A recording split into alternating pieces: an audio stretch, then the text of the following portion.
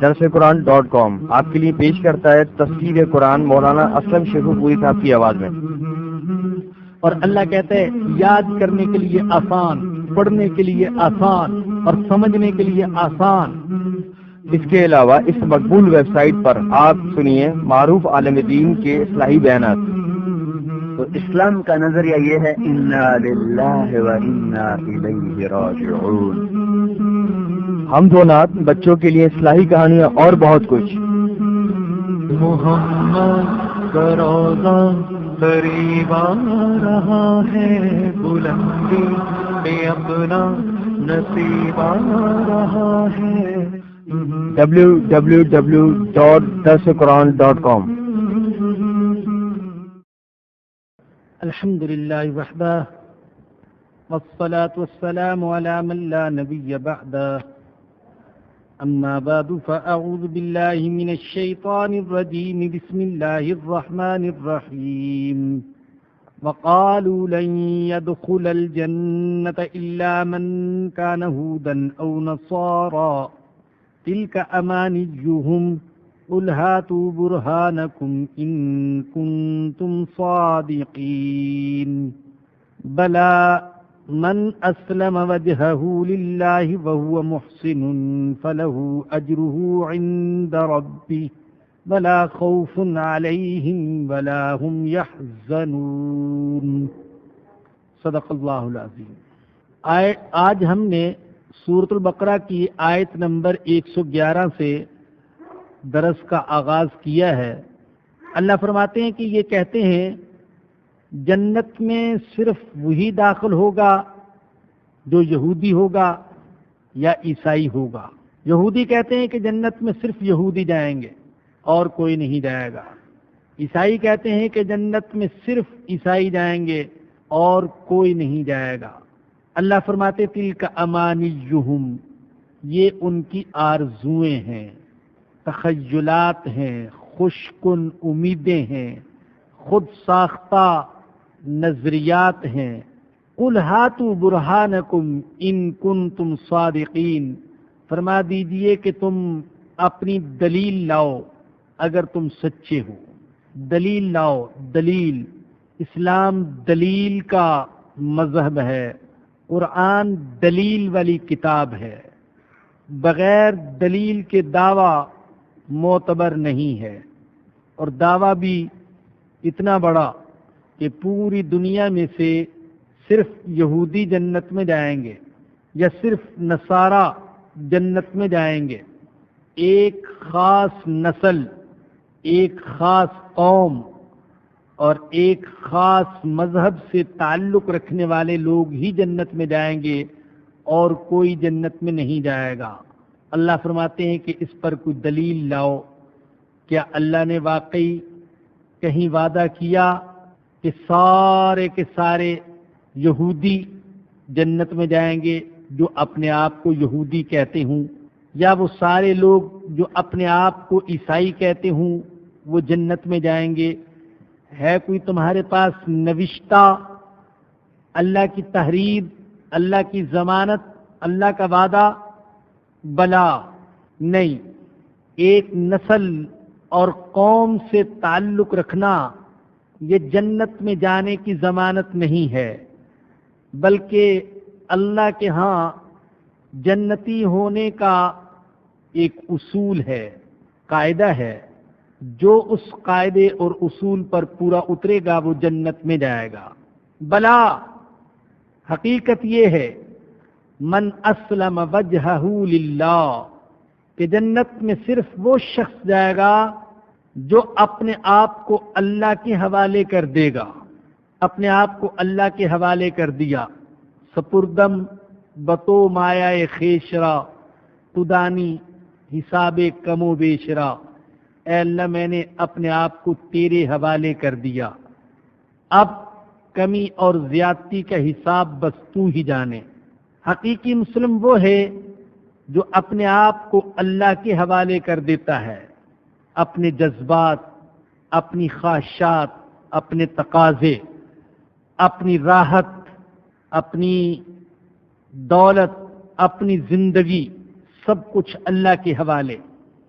من اسلم وجہہ للہ، جو اپنے آپ کو اللہ کے حوالے کر دے، وہو محسن، اور وہ ٹھیک طرح سے عمل کرنے والا ہو، فلہ اجرہ عند ربی، اس کے لیے اس کا اجر ہے اس کے رب کے ہاں. ولا خوف علیہم ولا هم یحزنون، نہ ان پر کوئی خوف ہوگا اور نہ وہ غمگین ہوں گے. خوف ہوتا ہے آنے والے حالات کا، اور غم ہوتا ہے ہاتھ سے جانے والی کسی چیز کا. اسے مختصر طور پر عربی میں کہہ لیتے ہیں، خوف ہوتا ہے ما آت کا اور حزن ہوتا ہے ما فات کا. خوف مستقبل میں پیش آنے والے کسی واقعے کا، اور حزن ہاتھ سے جاتے رہنے والی چیز کا. اللہ فرماتے ہیں کہ یہ جو میرے بندے ہوں گے جو اپنے آپ کو اللہ کے حوالے کر دیں گے اور وہ ٹھیک طرح سے عمل کرنے والے بھی ہوں گے، انہیں نہ خوف ہوگا آنے والے حالات کا اور نہ غم ہوگا ہاتھ سے جاتے رہنے والی کسی چیز کا.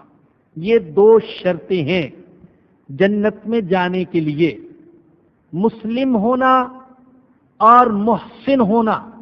مسلم جو اپنے آپ کو اللہ کے حوالے کر دے، محسن جو اخلاص کے ساتھ اور دیانتداری سے عمل کرنے والا ہو.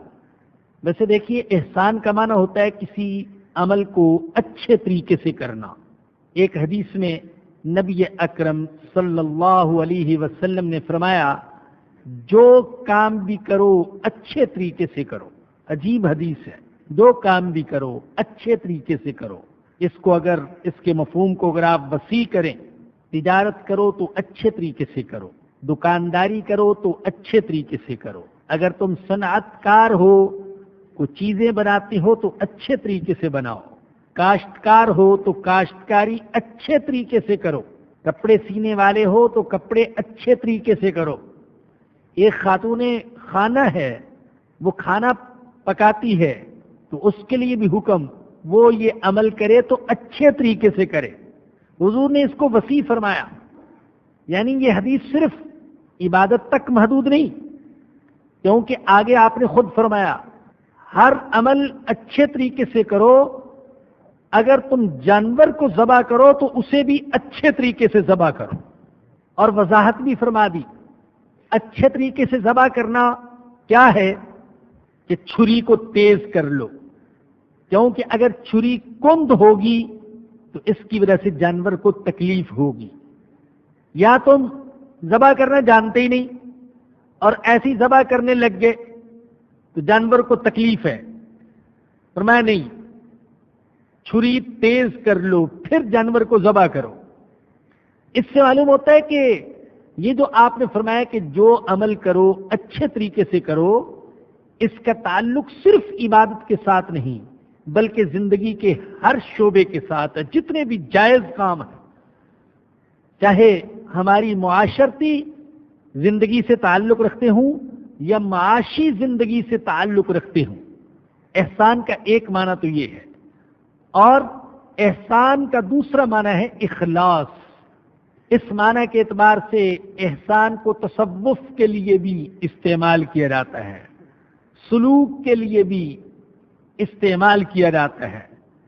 اس لیے کہ ایک حدیث میں اللہ کے نبی نے فرمایا، جب آپ سے پوچھا گیا کہ احسان کیا ہے تو فرمایا کہ احسان یہ ہے کہ تم اللہ کی عبادت یوں کرو گویا کہ تم اللہ کو دیکھ رہے ہو. اور اگر یہ نیت دل میں نہیں بٹھا سکتے تو کم از کم یہ تو یقین رکھو کہ اللہ مجھے دیکھ رہا ہے. اگر آپ دیکھیں تو اس کے اندر بھی وہی اچھے طریقے سے عمل کرنے والا معنی پایا جاتا ہے، کیونکہ جب یہ یقین ہوگا دل میں کہ میرا اللہ مجھے دیکھ رہا ہے تو پھر قیام اچھے طریقے سے کرے گا، رکوع اچھے طریقے سے کرے گا، سجدہ اچھے طریقے سے کرے گا، دعا اچھے طریقے سے کرے گا، مناجات، تسبیح و تقدیس یہ اچھے طریقے سے کرے گا جب دل کے اندر یہ یقین ہوگا کہ اللہ مجھے دیکھ رہا ہے۔ تو دو شرطیں ہیں جنتی ہونے کے لیے، اللہ پاک یہ دونوں شرطیں ہمیں نصیب فرما دے، ایک مسلم ہونا اور دوسرے محسن ہونا۔ اکیلا ایمان یہ کسی کے جنتی ہونے کے لیے کافی نہیں ہے، بالخصوص صرف دعویٰ کہ میں مسلم ہوں لہذا میں جنتی ہوں، یہ دعویٰ قابل قبول نہیں۔ قرآن کریم میں اللہ نے جہاں ایمان کا ذکر کیا تو اس کے ساتھ ساتھ عمل صالح کا بھی ذکر کیا۔ آپ جانتے ہیں جگہ جگہ فرمایا ان الذین آمنوا وعملوا الصالحات۔ ہم قرآن کی ابتدا کرتے ہیں تو اللہ فرماتے الذین یؤمنون بالغیب ویقیمون الصلاۃ، آگے اعمال ذکر فرمائے۔ اسی طرح اللہ فرماتے ومن یعمل من الصالحات من ذکر او انثی وهو مؤمن فاولئک يدخلون الجنہ۔ جو بھی کوئی نیک عمل کرے گا خواہ مرد ہو یا عورت، مگر شرط یہ ہے کہ مومن ہو، تو فرمایا کہ وہ جنت میں داخل ہوں گے۔ اسلام نے اس اعتبار سے مرد اور عورت میں کوئی فرق نہیں رکھا۔ عبادت کے ذریعے سے، اطاعت کے ذریعے سے، ایمان اور عمل صالح کے ذریعے سے جیسے مرد اللہ کا محبوب، ولی اور مقرب بن سکتا ہے، عورت بھی اسی طریقے سے اللہ کی پیاری اور اللہ کی محبوب بندی اور ولیہ بن سکتی ہے۔ اس میں دونوں میں کوئی فرق نہیں ہے۔ تو عمل بھی ضروری اور ایمان بھی ضروری۔ سورۃ الانبیاء میں ہے فمن یعمل من الصالحات وهو مؤمن فلا کفران لسعیہ، جو کوئی نیک عمل کرے گا شرط یہ ہے کہ مومن ہو، تو میں اللہ اس کی کوشش کی ناقدری نہیں کروں گا، میں اس کی کوشش کی قدر کروں گا۔ رحمت کی امید اپنی جگہ ہے، لیکن اللہ کا قانون عدل اپنی جگہ ہے۔ مسلمان ہونے کا یہ مطلب نہیں ہے کہ ہم بے عمل بن جائیں اور اللہ کی رحمت کی امید لگا کے بیٹھے رہیں۔ اللہ کا قانون عدل تو یہ ہے، اللہ فرماتے فمن یعمل مثقال ذرۃ خیرا یرا ومن یعمل مثقال ذرۃ شرا یرا، جو رائی کے دانے کے برابر بھی نیک عمل کرے گا وہ قیامت کے دن اس کو دیکھ لے گا، اور جو رائی کے دانے کے برابر بھی برائی کرے گا تو وہ بھی اس کو دیکھ لے گا۔ تو مسلمان ہونے کا مطلب یہ نہیں کہ ہم عمل چھوڑ دیں، یہ تو یہود و نصارہ کا طریقہ تھا۔ آج مسلمان بھی اسی غلطی کا شکار ہے اور سمجھتے ہیں کہ نسلی مسلمان ہونا یہ ہمارے جنتی ہونے کے لیے کافی ہے، اور وہ وعدے جو اللہ نے حقیقی مسلمانوں کے ساتھ کیے ہیں، ہمارے جیسے نقلی مسلمان، ظاہری مسلمان، دکھاوے کے مسلمان یہ چاہتے ہیں کہ وہ وعدے ہمارے حق میں پورے ہوں۔ اللہ نے وعدے تو کیے صحابہ سے، تمہارے لیے آسمان سے فرشتے نازل کروں گا، جب تم میدان جنگ میں جاؤ گے تو فرشتے قطار در قطار تمہاری مدد کے لیے اتریں گے۔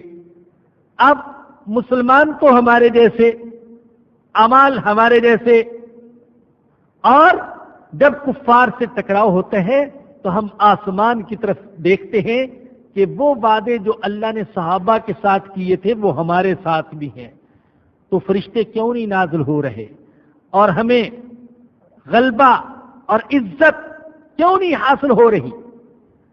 یہ خیال دل میں بیٹھ گیا کہ عزت، غلبہ، فتح اور کامیابی یہ مسلمانوں کے لیے ہے، چاہے وہ صرف نسلی مسلمان ہوں، صرف نام کے مسلمان ہوں، صرف رجسٹر کی حد تک مسلمان ہوں، ایسا نہیں ہے میرے بزرگوں اور دوستوں اور ماؤں بہنوں بیٹیوں۔ ہر عمل کی الگ خاصیت ہے، جو کوئی وہ عمل کرے گا تو اس کے ساتھ وہ خاصیت بھی آئے گی۔ اگر کافر تجارت میں محنت کرے گا تو تجارت میں وہ ہم سے آگے نکل جائے گا، اگر سائنس میں وہ محنت کرے گا تو ہم سے آگے نکل جائے گا۔ اللہ ایسا نہیں کرتا کہ محنت کوئی کرے اور کامیابی کسی اور کو مل جائے۔ ہم یہ چاہتے ہیں کہ کافر ایسے ہی ناکام ہوتے رہے، چاہے وہ محنت کرے، اور ہم ایسے ہی کامیاب ہوتے رہیں چاہے ہم کچھ بھی نہ کریں۔ سائنس پر ہماری اجارہ داری ہو بغیر عمل کے، تجارت پر ہماری اجارہ داری ہو بغیر عمل کے، خوشحالی ہمیں حاصل ہو بغیر عمل کے، حالانکہ یہ اللہ کے قانون کے خلاف ہے۔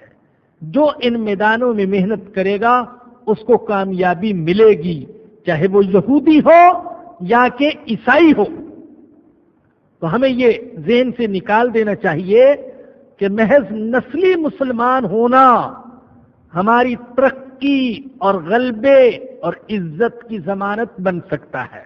اللہ نے اصول بیان فرما دیا، بلا حقیقت یہ ہے کہ جنت میں صرف وہ شخص جائے گا جس کے اندر دو شرطیں، پہلی شرط یہ کہ وہ اپنے آپ کو اللہ کے حوالے کر دے، اور دوسری شرط یہ کہ وہ ٹھیک طرح سے عمل کرنے والا ہو، ان پر نہ کوئی خوف اور نہ یہ غمگین ہوں گے۔ وقالت الیہود لیست النصارى علی شیء، یہودی کہتے ہیں عیسائیوں کے پاس کوئی دلیل نہیں ہے، عیسائی کسی چیز پر نہیں۔ وقالت النصارى لیست الیہود علی شیء، اور نصارہ کہتے ہیں یہودی کسی چیز پر نہیں۔ اللہ کہتے ہیں یہود و نصارہ صرف اس دعوے پر اکتفا نہیں کرتے کہ ہم جنت میں جائیں گے، بلکہ یہود مسیح علیہ السلام پر ایمان نہیں رکھتے۔ ان کا یہ دعویٰ ہے کہ وہ مسیح ابھی تک آیا ہی نہیں جس کی اللہ نے تورات میں بشارت سنائی ہے، وہ مسیح آیا ہی نہیں، چنانچہ وہ عیسیٰ علیہ السلام کو نہیں مانتے۔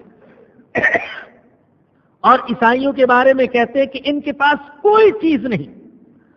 دوسری طرف نصارہ وہ کہتے ہیں یہودیوں کے پاس کوئی چیز نہیں۔ انجیل میں آج بھی یہ الفاظ ہیں، آدمی شریعت کے اعمال سے نہیں بلکہ صرف یسوع مسیح پر ایمان لانے سے راست باز ٹھہرتا ہے۔ آج بھی انجیل کے اندر یہ الفاظ کہ آدمی شریعت پر عمل سے نہیں بلکہ صرف یسوع مسیح پر ایمان لانے سے کامیابی کا حقدار ٹھہرتا ہے۔ اور انجیل میں جب یہ الفاظ آتے ہیں نا کہ شریعت، آدمی شریعت پر عمل سے نہیں تو شریعت سے مراد تورات ہوتی ہے، گویا کہ انجیل میں یہ دعویٰ کیا گیا کہ تورات پر عمل کرنے سے کچھ نہیں ہوگا جب تک کہ مسیح علیہ السلام پر ایمان نہ لایا جائے۔ دوسری طرف یہودی کہتے ہیں کہ مسیح آیا ہی نہیں ہے، اور وہ عیسائیوں کو کہتے ہیں کہ تمہارے پاس کوئی دلیل نہیں۔ وَهُمْ يَتْلُونَ الْكِتَابَ، حالانکہ یہ سب کتاب پڑھتے ہیں۔ انبیاء بنی اسرائیل کے صحیفوں کا جو مجموعہ ہے اس کو کہتے ہیں عہد نامہ عتیق۔ عہد نامہ عتیق یہودی بھی پڑھتے ہیں اور عیسائی بھی پڑھتے ہیں، لیکن اس کے باوجود دونوں ایک دوسرے کی نفی کرتے۔ جب یہودیوں اور عیسائیوں نے ایک دوسرے کی نفی کی تو مشرک بھی خاموش نہ رہے، حالانکہ وہ جاہل تھے۔ فرمایا کذالک قال الذین لا یعلمون مثل قولہم، اسی طریقے سے کہا ان لوگوں نے جو کچھ بھی نہیں جانتے ان جیسی بات، مشرکوں نے کہا یہودی اور عیسائی دونوں گمراہ ہیں، ان کے پاس کوئی دلیل نہیں، ہدایت پر تو صرف ہم ہیں۔ اللہ کہتے ہیں فاللہ یحکم بینہم یوم القیامہ، اللہ ان کے درمیان قیامت کے دن فیصلہ کر دے گا، فیما کانوا فیہ یختلفون، اس میں جس میں وہ اختلاف کرتے ہیں۔ جیسا کہ میں بار بار عرض کرتا رہتا ہوں، اللہ پاک یہود و نصارہ کہ یہ جو حالات بیان کرتے ہیں تو محض وقت گزارنے کے لیے نہیں اور دلچسپی کے لیے نہیں اور قصے کہانی کے طور پر نہیں اور محض تاریخ کو محفوظ کرنے کے لیے نہیں، بلکہ مسلمانوں کو نصیحت دلانے کے لیے۔ آج ہم مسلمان فرقوں کے بارے میں غور کریں تو ان کا بھی یہی حال ہے۔ ہر فرقہ یہ کہتے ہیں جنتی صرف ہم ہیں، جو ہمارے فرقے سے تعلق رکھتے ہیں وہ جنتی، باقی سارے کے سارے جہنمی۔ چنانچہ ایک کہتے جنت میں جانا چاہتے ہو تو اہل حدیث بن جاؤ، دوسرا کہتے بریلوی بن جاؤ، تیسرا کہتے دیوبندی بن جاؤ، یہ مذہب اختیار کر لو تو تم جنتی ہو، ورنہ تم جنت میں نہیں جا سکتے۔ اور ہر فرقہ یہی کہتے اس کے پاس کوئی دلیل نہیں، دلائل صرف ہمارے پاس ہے۔ ہر ایک دوسرے کی نفی کرنے میں لگا ہوا ہے۔ اور پھر ہر فرقے میں ذیلی فرقے بھی، فرقہ واریت کی مثال ایسی جیسے کہ ایک ماں ہے، وہ بچے دیتی جاتی ہے، مزید فرقہ واریت کے بچے دیتی جاتی ہے، ذیلی فرقے۔ چنانچہ مسلمان تقسیم در تقسیم کا شکار ہے، کہیں عرب اور عجم کی تقسیم، کہیں گورے اور کالے کی تقسیم، کہیں ان فرقوں کی تقسیم۔ یاد رکھیے اختلاف ممنوع نہیں ہے، اختلاف حرام نہیں ہے۔ اللہ کے نبی نے تو صحابہ کرام کی ایسی تربیت کی کہ خود اپنے آپ سے اختلاف کی ان کو اجازت دی۔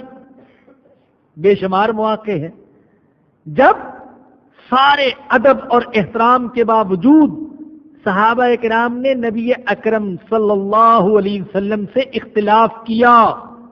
کیا جنگ بدر کے قیدیوں کے بارے میں صحابہ نے اختلاف نہیں کیا؟ حضور کی رائے اور، حضرت عمر کی رائے اور۔ کیا غزوہ احد کے سلسلے میں صحابہ نے اختلاف نہیں کیا؟ حضور اکرم صلی اللہ علیہ وسلم کی رائے یہ تھی مدینہ منورہ میں رہ کر دفاع کیا جائے، باہر نہ نکلا جائے، لیکن نوجوان صحابہ کرام کی رائے یہ نہیں، یا رسول اللہ باہر نکل کر لڑیں گے۔ چنانچہ حضور پھر ہتھیار باندھ کر تشریف لے آئے۔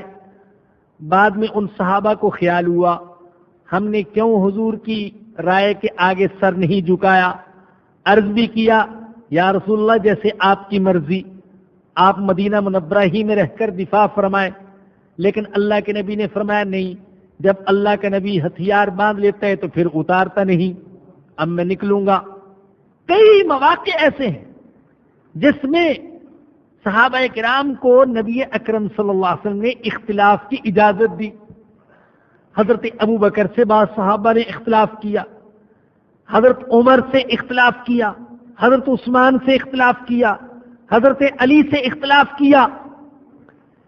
ان قد آور ہمارا سے بھی اونچی شخصیات سے اختلاف ہو سکتے ہیں تو ہمارے جیسوں سے اختلاف کیوں نہیں ہو سکتا؟ ہم اختلاف کی اجازت نہیں دیتے کہ ہم سے کوئی اختلاف کرے۔ اختلاف مذموم نہیں، صحابہ کرام کے درمیان اختلاف تھا، ہاں ہم مانتے ہیں اختلاف تھا، کوئی اس کو بدنما کر کے بیان نہ کرے۔ اللہ کے نبی نے اختلاف کو اپنی امت کے لیے رحمت قرار دیا ہے، اور اختلاف اگر دائرے میں رہ کر ہو شریعت کے دائرے میں تو واقعی رحمت ہے۔ اختلاف مذموم نہیں، نفرت مذموم ہے۔ ہم صرف اختلاف نہیں کرتے، ہم نفرت کرتے ہیں، ایک دوسرے کو دیکھنا گوارا نہیں کرتے۔ مذہبی جماعتوں میں، سیاسی جماعتوں میں نہ معلوم ہماری کیسی ذہنی تربیت ہوئی ہے، اور آگے ہم اپنی جماعتوں اور اپنے کارکنوں کی ایسی تربیت کر رہے ہیں۔ کوئی لیڈر کسی بھی جماعت کا ہو یہ پسند نہیں کرتا کہ اختلاف مجھ سے کیا جائے، سب کو میری ہاں میں ہاں ملانی چاہیے، ایسی تربیت کر رہے۔ چنانچہ ہمارے آپس میں اختلافات، فرقہ واریت اور نفرت کا نتیجہ یہ ہے کہ ہم ہر سطح پر مار کھا رہے ہیں، ملکی سطح پر بھی، بین الاقوامی سطح پر بھی۔ سچی بات تو یہ ہے کہ ملکی سطح پر بھی مذہبی جماعتوں میں آپس میں جیسا اتحاد ہونا چاہیے ویسا اتحاد نہیں ہے۔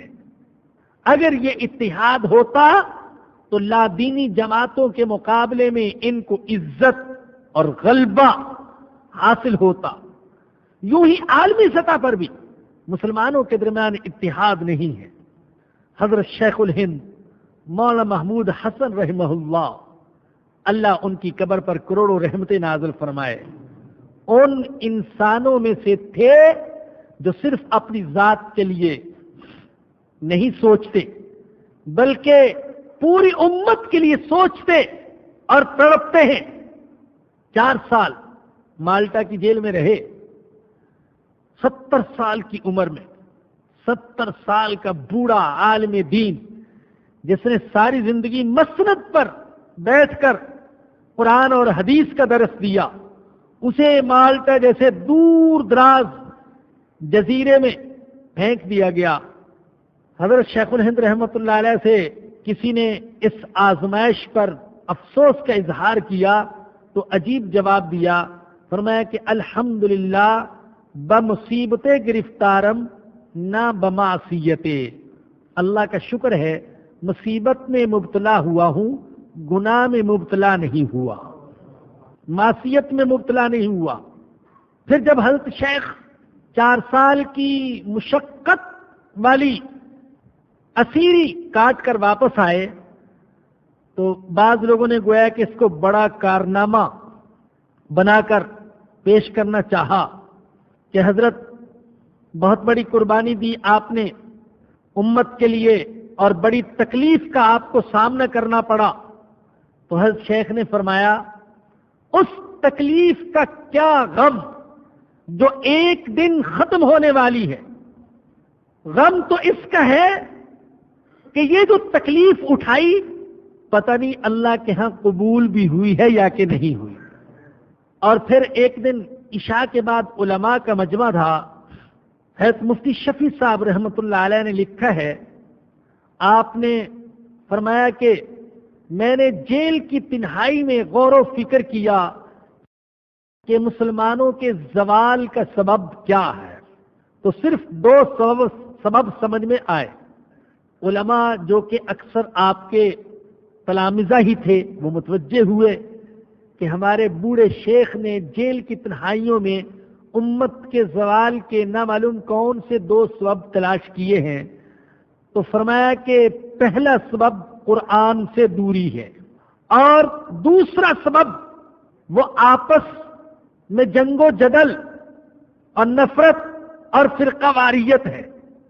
اور فرمایا کہ میں عزم کر کے آیا ہوں کہ باقی زندگی قرآن کو عام کرنے کے لیے وقف کر دوں گا، لفظاً بھی قرآن کو عام کروں گا اور معنن بھی قرآن کو عام کروں گا، اور مسلمانوں میں باہمی جنگ و جدل کو برداشت نہیں کروں گا۔ یہ 2 سبب بیان فرمائے امت کے زوال کے، قرآن سے دوری اور فرقہ واریت اور نفرت اور اختلاف۔ تو عرض یہ کر رہا تھا کہ یہودی اور عیسائی ایک دوسرے کے بارے میں کہتے تھے کہ ان کے پاس کچھ نہیں، ہم ہیں ہدایت پر۔ مشرک بھی خاموش نہ رہے، وہ کہنے لگے ان دونوں کے پاس کچھ نہیں، صرف ہم ہیں ہدایت پر۔ لات و حبل کے ماننے والے، اللہ فرماتے ہیں کہ فیصلہ قیامت کے دن ہوگا۔ فاللہ یحکم بینہم یوم القیامت فیما کانوا فیہ یختلفون، قیامت کے دن فیصلہ ہوگا۔ بعض اختلافات چھوٹے چھوٹے ہوتے ہیں، ہم ان کو بہت بڑے بنا بنا کر پیش کرتے ہیں۔ بعض لوگوں کی باتیں سنیں تو ایسا لگتا ہے کہ پورے کا پورا دین وہ بس رفع یدین میں ہے۔ اگر رفع یدین ساری امت کرنا شروع کر دے تو امت کے سارے مسائل حل ہو جائیں گے اور امت دین پر آ جائے گی۔ یا سارے کا سارا دین یہ صرف گویا کہ آمین اونچی آواز میں یا آہستہ آواز کہنے میں ہے۔ اگر ساری امت آہستہ یا اونچی آواز میں آمین کہنے لگے تو بس دین زندہ ہو جائے گا۔ کیسی چھوٹی چھوٹی باتوں میں اختلافات کر رہے اور برداشت نہیں کر سکتے ایک دوسرے کو، اور بعض اوقات چڑھانے کے لیے ایسی حرکتیں کی جاتی ہیں، چڑھانے کے لیے کہ اس فرقے والوں کو سناؤں کہ میں کس طریقے سے آمین کہنے والا ہوں، یا کیسے رفع یدین کرنے والا یا نہ کرنے والا ہوں۔ اگر چڑھانا مقصد ہو گیا تو پھر تو ساری نماز ہی ضائع چلی گئی، غارت چلی گئی۔ تو وسعت، تحمل اور برداشت ضروری ہے۔ جان لیجئے، بہرحال میں بھی ایک خاص طریقے سے نماز پڑھتا ہوں، لیکن میں یہ چاہوں میں پوری دنیا سے یا پاکستان سے یا اپنے شہر سے یا اپنے محلے سے ایسے لوگوں کو ختم کر دوں جو میرے طریقے سے نماز نہیں پڑھتے، تو یہ میری سوچ بڑی گھٹیا سوچ ہو۔ یا یہ کہ میں اپنی زندگی کا مقصد ہی یہ بنا لوں کہ بس انہی مسائل پر بولتا رہوں، تو میں نے اللہ کی دی ہوئی قیمتی زندگی کو صحیح مصرف میں نہیں لگایا۔ آج تو امت کا ایمان خطرے میں ہے، اللہ کے بندو، ایمان خطرے میں ہے۔ لوگ فرائض ادا نہیں کرتے، واجبات ادا نہیں کرتے، اور سننے مؤکدہ ادا نہیں کرتے، اور آپ سننے غیر مؤکدہ اور مستحبات کو اتنا بڑھا کر پیش کرتے ہیں گویا کہ یہ ایمان اور کفر کا معرکہ ہے جو ہر صورت میں ہمیں جیتنا ہے۔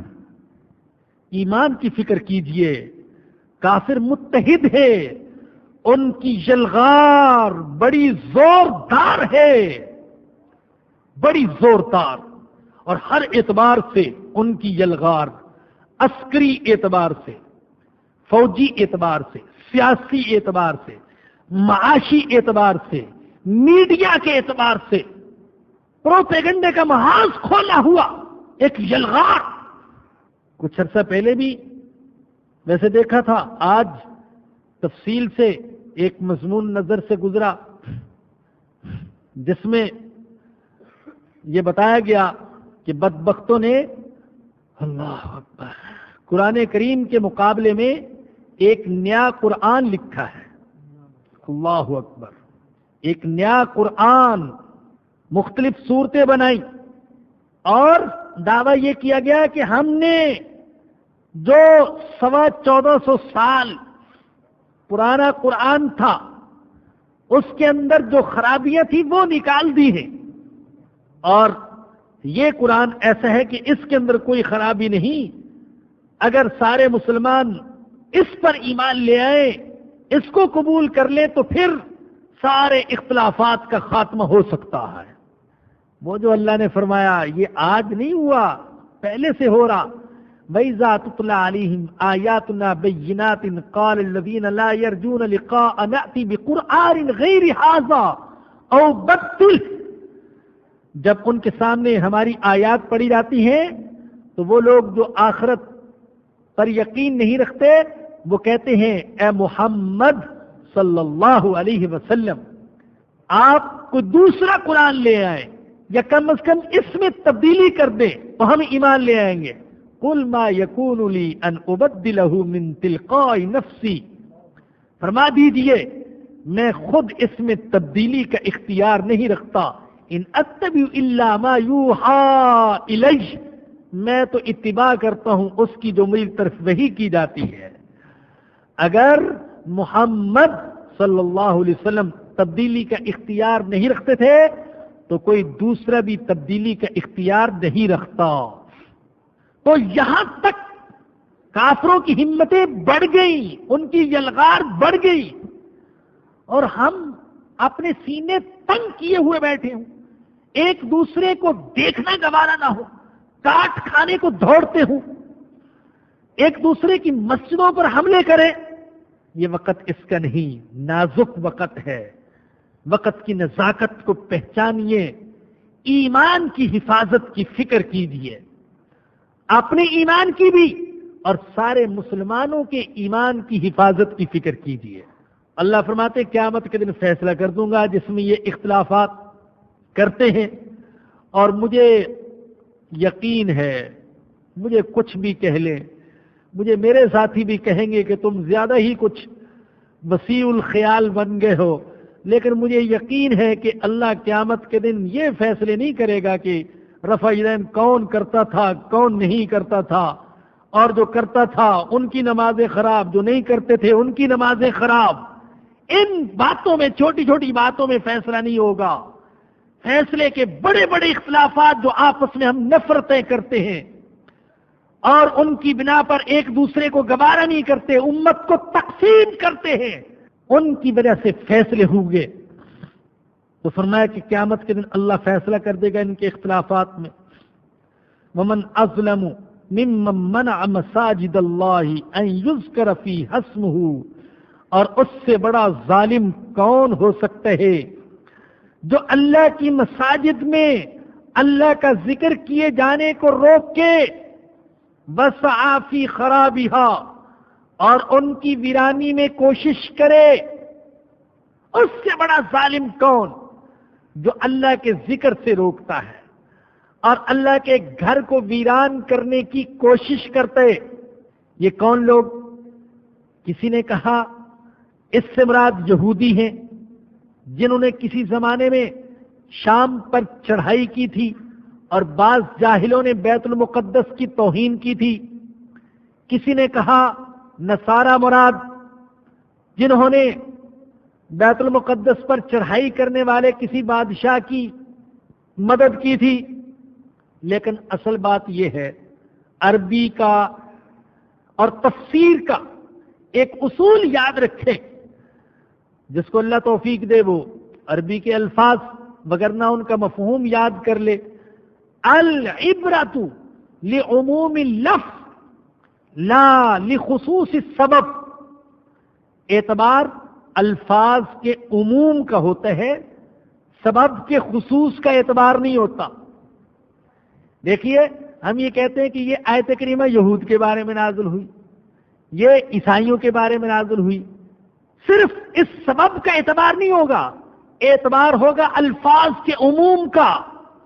جیسے اس آیت کے بارے میں عرض کر رہا ہوں کہ صرف وہ یہودی ظالم نہیں جنہوں نے بیت المقدس کی تباہی میں حصہ لیا، یا وہ عیسائی ظالم نہیں جنہوں نے بیت المقدس پر حملہ کرنے والے کے ساتھ تعاون کیا، بلکہ ہر وہ گروہ جو اللہ کے ذکر سے روکتے ہیں اور اللہ کی مسجدوں کو، اللہ کے گھروں کو ویران کرنے کی کوشش کرتے ہیں، وہ اس آیت کا مصداق ہے۔ گویا کہ اللہ کہتے ہیں اس سے بڑا ظالم کوئی نہیں جو میرے ذکر سے روکتا ہے اور جو میرے گھر کو ویران کرنے کی کوشش کرتے ہیں، ہاں کوئی بھی ہو۔ یہاں ایک چھوٹی سی بات عرض کرنے کو دل چاہتا ہے۔ ابھی اللہ پاک فرما رہے تھے کہ یہ آپس میں اختلافات کرتے ہیں، اور یہود نصارہ سے کہتے ہیں تم کسی چیز پر نہیں، نصارہ یہود سے کہتے ہیں تم کسی چیز پر نہیں، فرقہ واریت کا شکار ہیں، گھمنڈ کا شکار ہیں۔ بعض اوقات جو لوگ فرقہ واریت کی آگ جلاتے ہیں وہ بھی حقیقت میں اللہ کے گھروں کو ویران کرنے کی کوشش کرتے ہیں۔ ان کی اس حرکت کی وجہ سے اللہ کے گھر ویران ہوتے ہیں، لوگ دین سے، مسجدوں سے ہی بدظن ہو جاتے ہیں۔ ایسے ایسے لوگ اللہ ہدایت دے کہ اختلاف کی بنا پر اگر دوسرے فرقے کے لوگ ان کی مسجد میں آ جائیں تو ان کا ذہن یہ ہے کہ ان کے مسجد میں آنے سے مسجد ناپاک ہو جاتی ہے، لہذا مسجد کو دھویا جائے۔ قاعدہ یہ ہے کافر مسجد میں داخل ہو سکتا ہے، یاد رکھیں امام ابو حنیفہ رحمۃ اللہ علیہ کے نزدیک کافر بشرطے کہ اللہ کے گھر کی عزت کرے، ڈرتا ہوا گھر میں داخل ہو تو مسجد میں وہ داخل ہو سکتے۔ کافر کے داخل ہونے سے تو مسجد ناپاک نہیں ہوتی، لیکن ہماری نفرتیں اس حد تک، ہم یہ کہتے ہیں کہ ہمارے مخالف فرقے کا فرد اگر مسجد میں اس نے قدم رکھ دیے تو مسجد ناپاک۔ بعض لوگوں کے بارے میں سنا گیا، دیکھا گیا کہ وہ پھر مسجد کو دھوتے ہیں تاکہ مسجد پاک ہو جائے، تو کیا اس کا مصداق نہیں ہے؟ ومن اظلم ممن منع مساجد اللہ ان یذکر فیہا اسمہ، کون بڑا ظالم ہے اس سے جو اللہ کے ذکر سے روکتا ہے اور مسجدوں کو ویران کرنے کی کوشش کرتا ہے۔ اس آیت کریمہ سے علماء کرام نے کئی مسائل اخذ کیے ہیں۔ پہلا مسئلہ یہ کہ ادب اور احترام کے لحاظ سے دنیا کی ساری مسجدیں مساوی ہیں۔ ثواب کے اعتبار سے تو فرق ہے، مسجد حرام میں نماز پڑھنے کا ثواب 1,00,000 نماز کے برابر، اور مسجد نبوی میں نماز پڑھنے کا ثواب 50,000 نمازوں کے برابر۔ لیکن جہاں تک ادب اور احترام کا تعلق ہے، جیسے مسجد حرام کا ادب، مسجد نبوی کا ادب، مسجد مدنی کا بھی ادب ہے، اور کسی گاؤں میں جنگل میں چھوٹی سی چھوٹی بنی ہوئی مسجد کا بھی ادب ہے۔ جو اللہ کا گھر ہے، جو اللہ کے لیے، اللہ کی عبادت کے لیے جس کو مخصوص کر دیا گیا، کی جو تعریف بیان فرمائی مبالغے کی حد تک، اللہ اکبر، فرمایا کہ جس نے مسجد تعمیر کی گھونسلے کے برابر، حالانکہ سارے گھونسلے کے برابر تو مسجد نہیں ہو سکتی، لیکن اللہ کے نبی فرمانا چاہتے ہیں کہ چھوٹی سی چھوٹی مسجد بھی کسی نے تعمیر کی تو اس نے اپنے لیے جنت میں گھر بنا لیا۔ ہر مسجد کا ادب ہے، خاص سادہ بنی ہوئی ہو، خاص پر تکلف بنی ہوئی ہو، بڑی ہو یا چھوٹی ہو، مکہ مدینہ میں ہو، پاکستان میں ہو، ہندوستان میں ہو، امریکہ میں ہو، جہاں پر بھی اللہ کا گھر بنا ہے اس کا پھر ادب و احترام ہے۔ عیسائی اپنے گرجے بیچ دیتے ہیں، یہودی اپنے کنیسے بیچ دیتے ہیں، ہندو اپنے مندر بیچ دیتے ہیں، لیکن مسلمان اپنی مسجدیں بیچا نہیں کرتے۔ مسجد کا ادب اور احترام ہے، مسجد پھر فروخت نہیں ہو سکتی۔ اور زمین کے جس ٹکڑے کو یا جس عمارت کو مسجد کے لیے وقف کر دیا گیا، اب اس پر کسی کی ملکیت بھی ثابت نہیں ہو سکتی ہے، کسی کی ملکیت نہیں، نہ متولی صاحب کی ملکیت، نہ خزانچی صاحب کی ملکیت، نہ ناظم صاحب کی، نہ کونسلر صاحب کی، کسی کی ملکیت نہیں۔ اس جگہ کا مالک پھر صرف اللہ ہوتا ہے۔ ایک صاحب نے ایک موقع پر اپنی بیوی کو کہہ دیا کہ آج صبح ہونے سے پہلے، تھے وقت کے بادشاہ، آج صبح ہونے سے پہلے میری سلطنت کی حدود سے باہر نکل جاؤ ورنہ تمہیں طلاق۔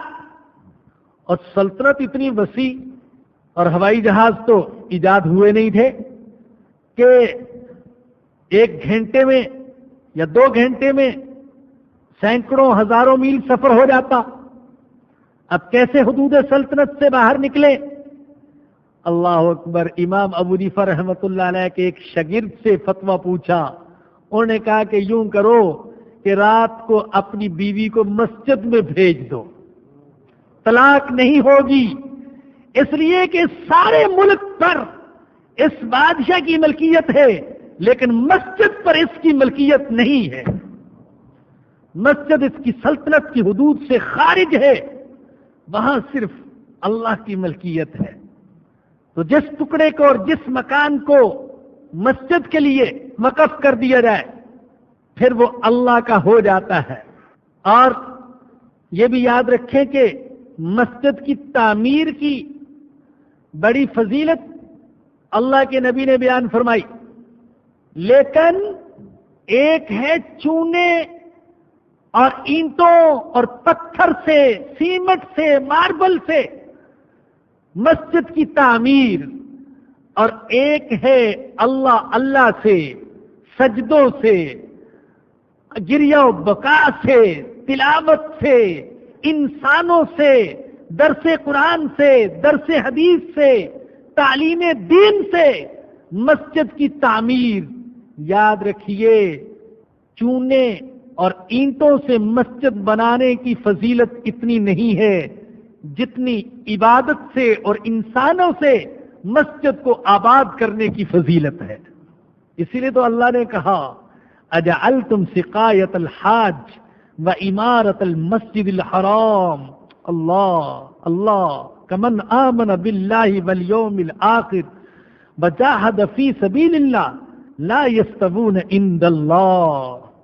کیا تم یہ سمجھتے ہو کہ حاجیوں کو پانی پلانا اور مسجد حرام کو بنانا، مسجد حرام کو بنانا یہ اس شخص کے برابر عمل ہو سکتا ہے جو اللہ پر ایمان لانے والا اور اللہ کے دین کے لیے مال، جان، اولاد کی قربانی دینے والا؟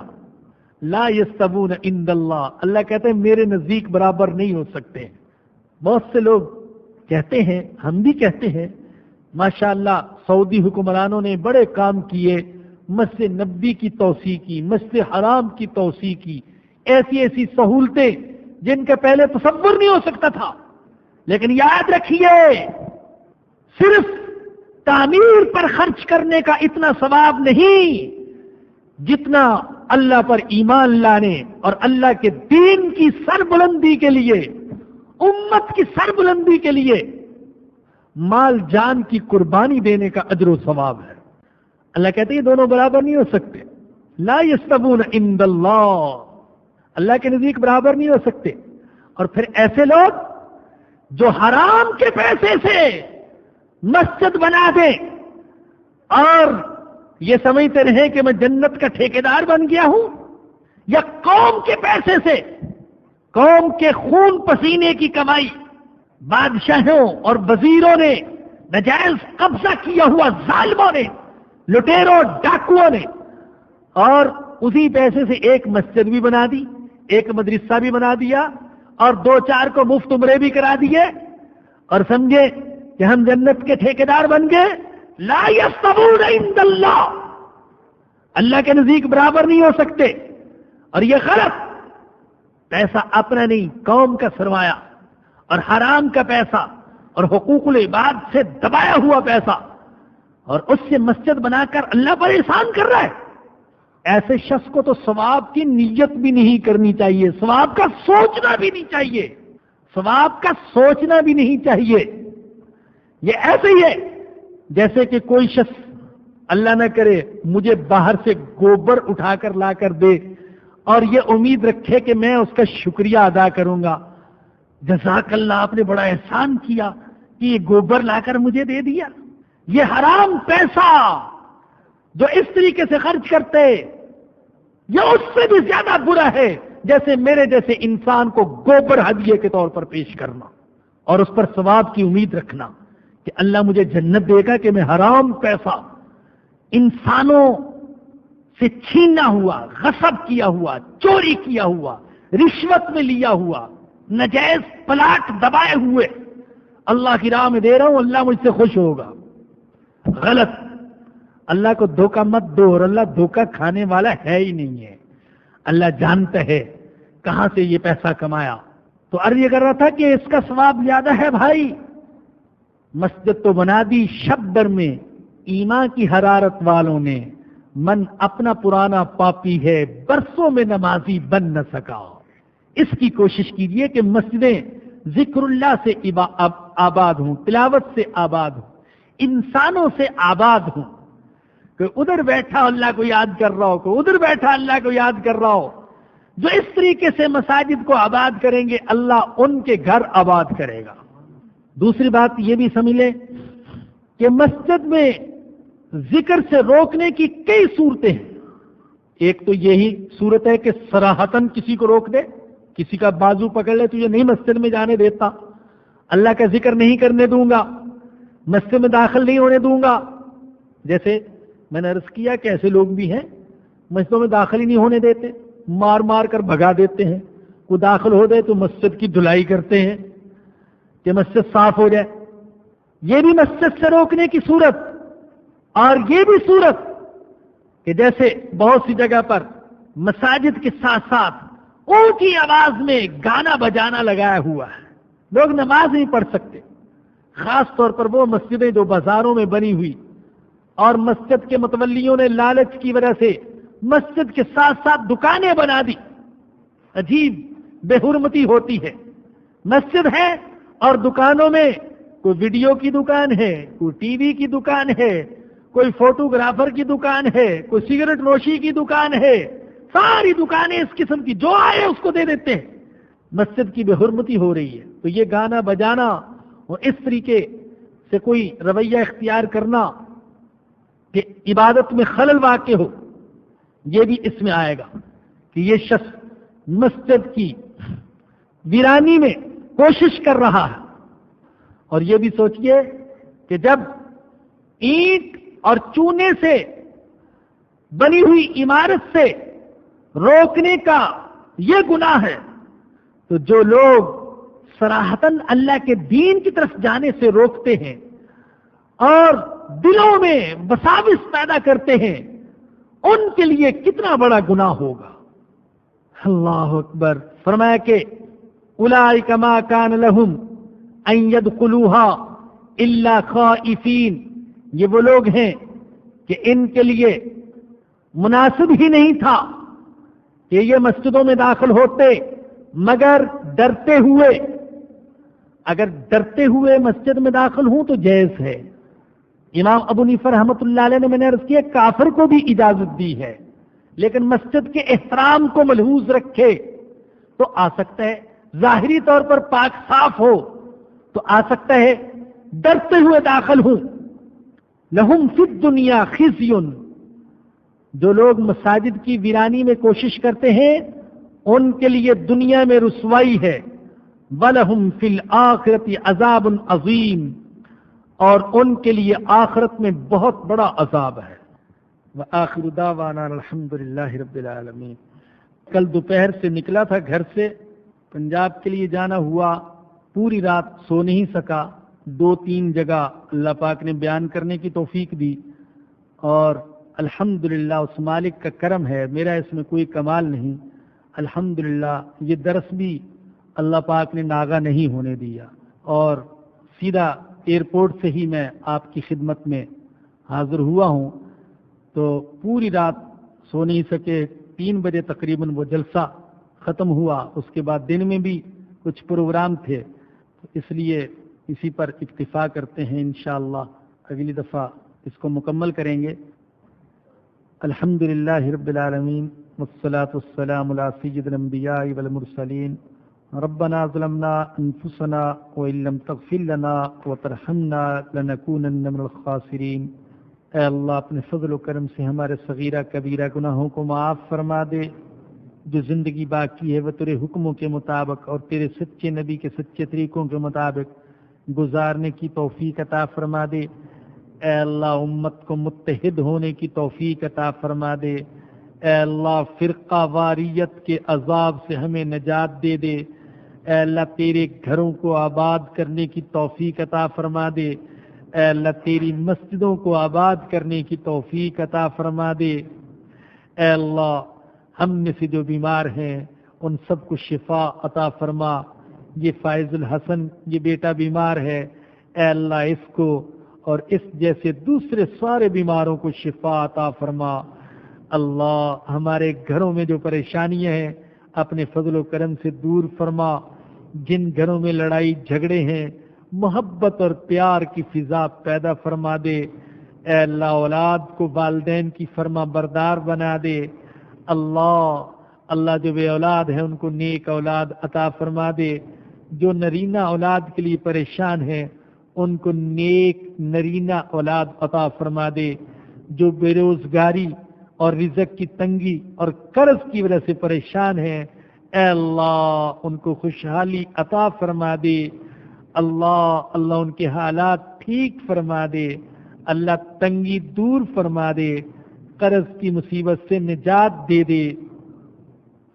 اللہ جو والدین اپنی نوجوان اولاد خصوصاً بیٹیوں کے رشتوں کے سلسلے میں پریشان ہیں اے اللہ ان کی پریشانی کو دور فرما دے، نیک رشتے ان کو عطا فرما دے۔ اللہ ہمارا خاتمہ ایمان پر فرمانا اور قیامت کے دن نبی اکرم صلی اللہ علیہ وسلم کی شفاعت نصیب فرمانا۔ ربنا آتنا فی الدنیا حسنۃ وفی الآخرۃ حسنۃ وقنا عذاب النار۔ ربنا تقبل منا انک انت السمیع العلیم وتب علینا انک انت التواب الرحیم۔ صلی اللہ تعالی علی رسولہ وخیر خلقہ سیدنا و مولانا محمد وآلہ وصحبہ واہل بیتہ اجمعین آمین برحمتک یا ارحم الراحمین۔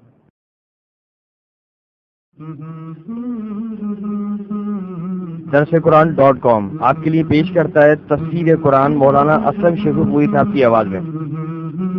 اور اللہ کہتے ہیں یاد کرنے کے لیے آسان، پڑھنے کے لیے آسان اور سمجھنے کے لیے آسان۔ اس کے علاوہ اس مقبول ویب سائٹ پر آپ سنیے معروف عالم دین کے اصلاحی بیانات۔ تو اسلام کا نظریہ یہ ہے انا للہ و انا الیہ راجعون۔ ہم نعت بچوں کے لیے اصلاحی کہانیاں اور بہت کچھ۔ محمد کا روزہ قریب آ رہا ہے، بلندی پہ اپنا نصیب آ رہا ہے۔ www.درسقرآن.com